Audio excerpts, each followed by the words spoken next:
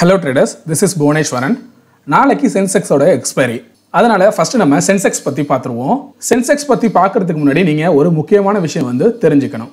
Option trading குள்ள enter ஆகிற பிகினர்ஸ்க்கு என்னோட அட்வைஸ் என்னவா இருக்கும் அப்படின்னா சென்செக்ஸ்ல நீங்க ட்ரை பண்ணி பார்க்க வேண்டாம். ஏன் அப்படின்னா அதுல வாலட்டிலிட்டி அதிகமா இருக்கும். ரெண்டாவதா ஸ்ட்ரைக் பிரைஸ்ல ஒரு சில ப்ராப்ளம்ஸ் இருக்கு.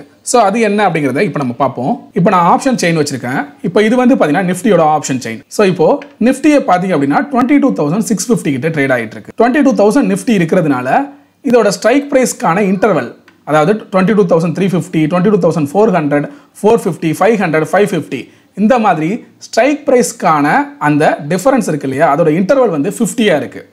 சரிங்களா, இதை நோட் பண்ணிக்கோங்க. நிஃப்டிக்கு 50 இன்டர்வல் இருக்கு ஸ்ட்ரைக் பிரைஸ்க்கு. அதே போல இப்போ நம்ம ஃபின் நிஃப்டியை எடுத்துக்கிட்டோம் அப்படின்னா ஃபின் நிஃப்டி பார்த்தீங்கன்னா 21800 கிட்ட ட்ரேட் ஆகிட்டு இருக்கு. கிட்டத்தட்ட இதுவும் பார்த்தீங்கன்னா 22000. அதனால இதுக்கான இன்டர்வலும் பார்த்தீங்க அப்படின்னா 50 இருக்கும். 21600, 650, 700, 750 இந்த மாதிரி ஸ்ட்ரைக் பிரைஸ்க்கான டிஃபரன்ஸுங்கிறது இருக்கு. சரி, இப்போ நெக்ஸ்ட் பேங்க் நிஃப்டியை வச்சு பார்க்குறோம். பேங்க் நிஃப்டி எதுக்கிட்ட ட்ரேட் ஆகிட்டு இருக்கு பார்த்தீங்கன்னா 49000 கிட்ட ட்ரேட் ஆகிட்டு இருக்கு.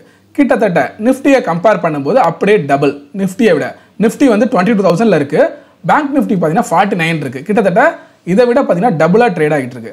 அதனால இதோட ஸ்ட்ரைக் பிரைஸ்க்கான இன்டர்வல் அப்படிங்கிறது பார்த்தீங்கன்னா 100 இருக்கு. எப்படி நிஃப்டிக்கு 50 இருந்துச்சோ அதே போல ஃபின் நிஃப்டிக்கும் 50 இருந்துச்சு. ஆனால் பேங்க் நிஃப்டிக்கு 100 இருக்கு. அப்போ எந்த ரேஞ்சில் ட்ரேட் ஆகிட்டு இருக்கோ அதுக்கு தகுந்த மாதிரி இந்த ஸ்ட்ரைக் பிரைஸ்க்கான இன்டர்வல் அப்படிங்கிறது கூடவோ குறையவோ இருக்கும். இப்போ நம்ம மிட் கேப் நிஃப்டிக்கு வருவோம். மிட் கேப் நிஃப்டி ட்ரேட் ஆகிட்டு இருக்கிறது எங்கே பார்த்தீங்கன்னா 11000 கிட்ட ட்ரேட் ஆகிட்டு இருக்கு. கிட்டத்தட்ட நிஃப்டியை விட அப்படியே 50% கம்மி. சரிங்களா, half of the percentage trade ஆகிட்டு இருக்கு.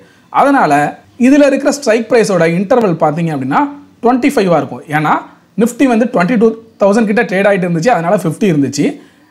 தென் பேங்க் நிஃப்டி 49 கிட்ட இருந்துச்சு, 49000 கிட்ட ட்ரேட் ஆகிட்டு இருந்தனால 100 இருந்துச்சு.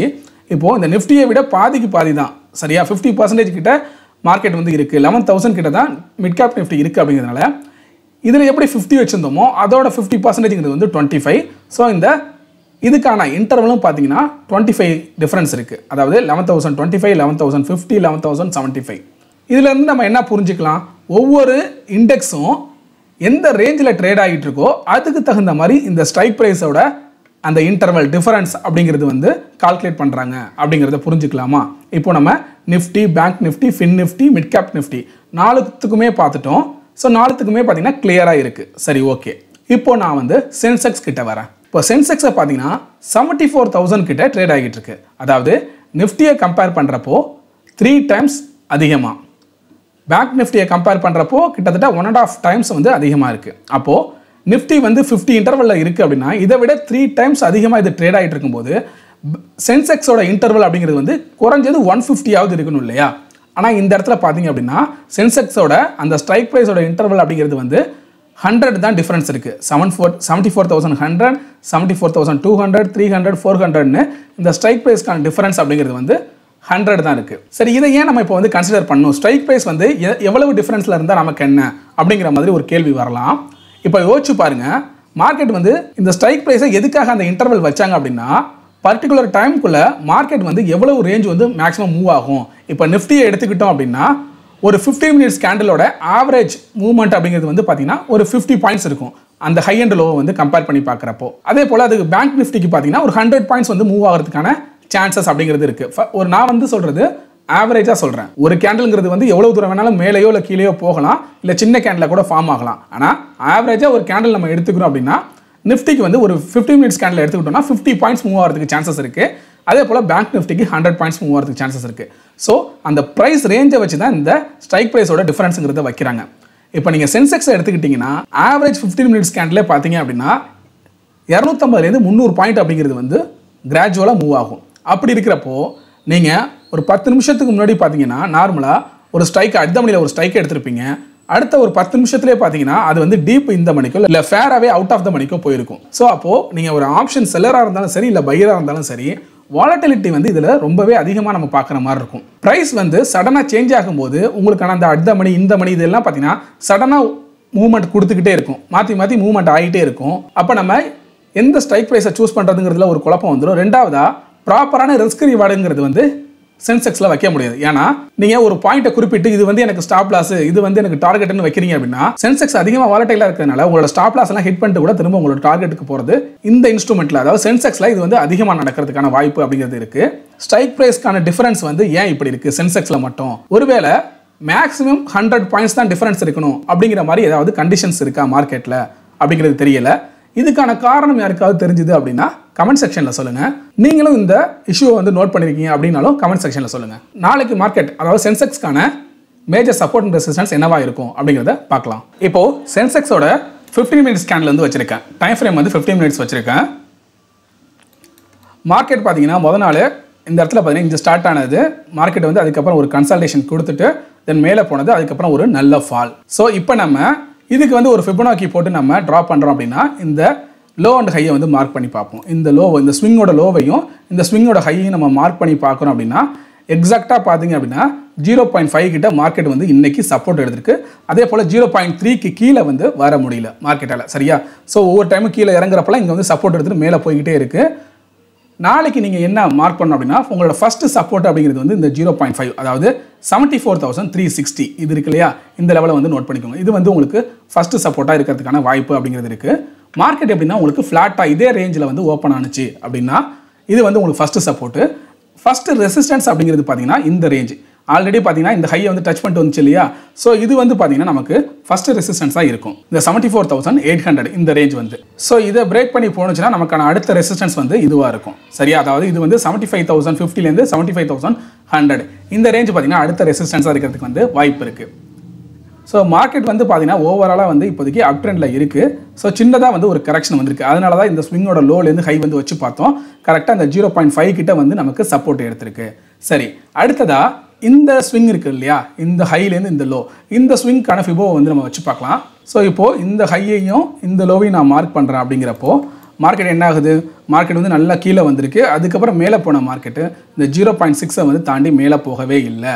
ஸோ இதுக்கிட்டே பார்த்தீங்க அப்படின்னா ரீட்ரேஸ்மெண்ட் எடுக்க ட்ரை பண்ணுது. ஸோ மார்க்கெட் வந்து என்ன ஆகும் அப்படின்னா இதுக்கப்புறம் இங்கே வரப்போ இதை பிரேக் பண்ணி க்ளோசிங் வச்சுருந்தா ஃபர்தராக வந்து ஒரு நல்ல ஃபால் அப்படிங்கிறது வந்து நம்ம பார்க்க முடியும். ஸோ இதை ஸ்ட்ராங்காக பிரேக் பண்ணுச்சு அப்படின்னா மார்க்கெட் எது வரைக்கும் வரும் அப்படின்னு பார்த்தீங்கன்னா இந்த 73,900 இந்த ரேஞ்ச் இருக்கு இல்லையா. ஸோ இது வரைக்கும் வரதுக்கான வாய்ப்பு அப்படிங்கிறது வந்து இந்த 73,900 கிட்ட மார்க்கெட் வந்து வரும். ஸோ இந்த லெவலையும் நீங்கள் வந்து நோட் பண்ணிக்கோங்க. ஸோ இதில் ஃபஸ்ட்டு நீங்கள் பார்க்க வேண்டியது மார்க்கெட் வந்து ஃப்ளாட்டாக ஓப்பன் ஆனிச்சுன்னா இந்த லோவை பிரேக் பண்ண போகுதா, இல்லை இந்த ஹையை இந்த ரேஞ்ச் இருக்குல்ல இதை வந்து பிரேக் பண்ண போகுதா, 74,800 பிரேக் பண்ண போகுதா அப்படிங்கிறத பார்க்கணும். இதை பிரேக் பண்ணி க்ளோசிங் வச்சுது அப்படின்னா ஃபர்தராக மார்க்கெட் வந்து 75,000 நோக்கி வந்து மூவ் ஆகிறதுக்கான சான்சஸ் அப்படிங்கிறது இருக்குது. இல்லை இந்த லோவை பிரேக் பண்ணிச்சு நல்லா ஸ்ட்ராங்காக க்ளோஸ் வச்சுது அப்படின்னா ஃபர்தராக மார்க்கெட் வந்து கீழே வரதுக்கான சான்சஸ் அப்படிங்கிறது இருக்குது. ஸோ இந்த லெவல்ஸ் எல்லாம் நோட் பண்ணிக்கோங்க. அதுக்கு தகுந்த மாதிரி உங்களோட ட்ரேடிங் பிளான் அப்படிங்கிறத வச்சுக்கோங்க. ஸோ நெக்ஸ்ட் வீக்லி சிபேர் அதில் வந்து பிளாட் பண்ணி பார்க்கலாம். ஸோ நம்ம ஆல்ரெடி சொன்ன மாதிரி வீக்லி சிபேர் பார்த்தீங்கன்னா கரெக்டாக அந்த வீக்லி சிபேரோட டாப் சென்ட்ரல் பாயிண்ட் அப்படிங்கிறது வந்து நம்ம ட்ரா பண்ண 73,900 கிட்ட இருக்குது. ஸோ மார்க்கெட் வந்து கீழே வந்துச்சு அப்படின்னா இது வந்து ஒரு சப்போர்ட்டாக இருக்கும். ஸோ இந்த வீக்லி சிபேரோட லெவல்ஸ் நோட் பண்ணிக்கோங்க. நம்ம இந்த லெவலுக்கு மேலேயே பார்த்தீங்கன்னா ஃபர்ஸ்ட் சப்போர்ட் இந்த ரேஞ்சுக்கு முன்னாடியே R1 வந்து இங்கே ட்ரேட் ஆகிட்டு இருக்கு, சரியா? இந்த கேண்டில் இருக்குது பார்த்தீங்கன்னா இந்த கேண்டிலோட ஹை கிட்ட R1 அப்படிங்கிறது இருக்குது. இதையும் நோட் பண்ணிக்கோங்க. 74,450 இது வந்து பார்த்தீங்கன்னா ஃபர்ஸ்ட் சப்போர்ட்டாக நமக்கு இருக்கலாம். 74,450. ஸோ இந்த லெவல்ஸ் எல்லாத்தையும் பார்த்தீங்கன்னா ப்ராப்பராக நோட் பண்ணிக்கோங்க. ஸோ இப்போ நான் இந்த ஃபிபோவெல்லாம் எடுத்துடுறேன். லெவல்ஸை மட்டும் நீங்கள் ப்ராப்பராக நோட் பண்ணிக்கோங்க. இதுதான் நமக்கான லெவல்ஸ். ஸோ நமக்கு ஃபஸ்ட்டு ஃப்ளாட்டாக மார்க்கெட் ஓப்பன் ஆனிச்சுன்னா இது வந்து ஃபஸ்ட்டு ரெசிஸ்டன்ஸு 74,800. தென் ஃபஸ்ட்டு சப்போர்ட்டுங்கிறது வந்து 74,450லேருந்து இந்த ரேஞ்ச் இது வரைக்கும். இது வந்து ஒரு சேனல் மாதிரி கூட போட்டுக்கோங்க, ஓகேவா?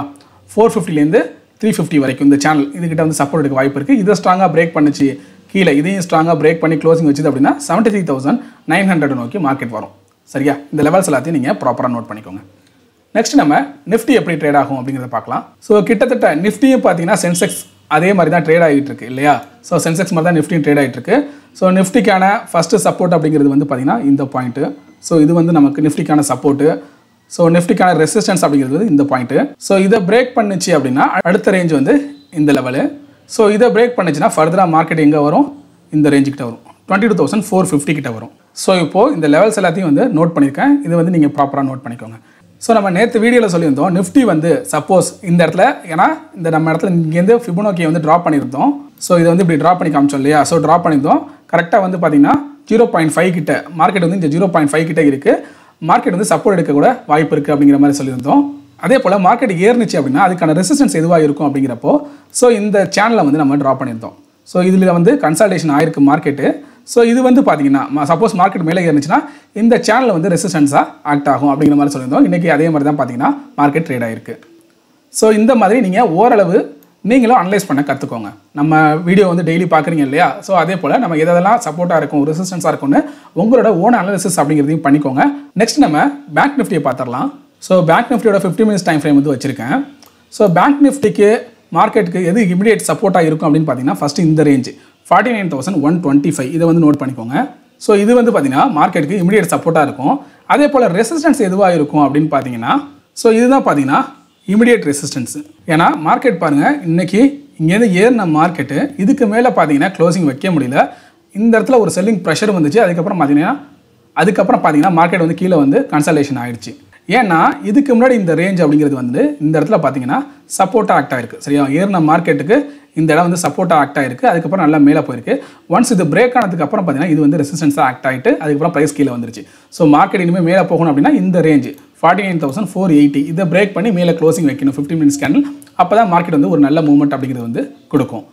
ஸோ நெக்ஸ்ட்டு 49,125 பிரேக் பண்ணுச்சு மார்க்கெட் அப்படின்னா ஃபர்தராக பார்த்தீங்கன்னா இந்த பாயிண்ட் இந்த 49,000 அப்படிங்கிறது வந்து அடுத்த சப்போர்ட்டாக இருக்கும். ஏன் அப்படின்னா இந்த இடத்துல பாருங்கள் இதுக்கு முன்னாடி ஒரு ஸ்விங் வந்து ஃபார்ம் ஆனப்போ இதோட ரெசிஸ்டன்ஸ் வந்து இந்த இடத்துல இருக்குது.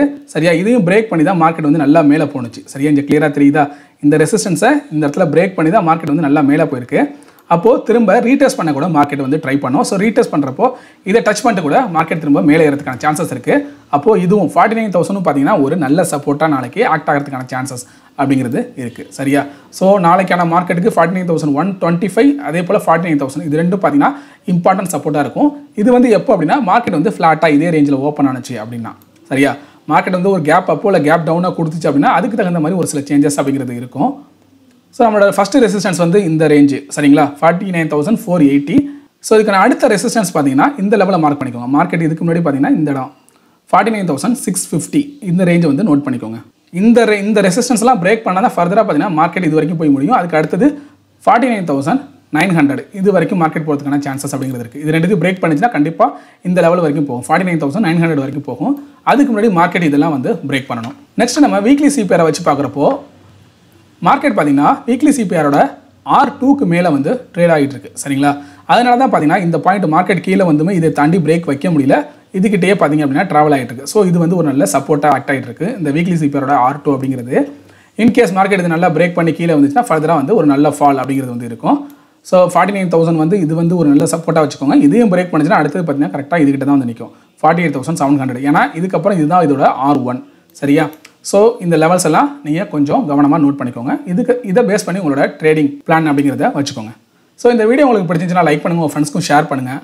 உங்களுக்கு ஏதாவது சந்தேகம் இருந்தால் கமெண்ட் பண்ணுங்கள். மறக்காமல் சப்ஸ்கிரைப் பண்ணுங்கள். தேங்க்யூ.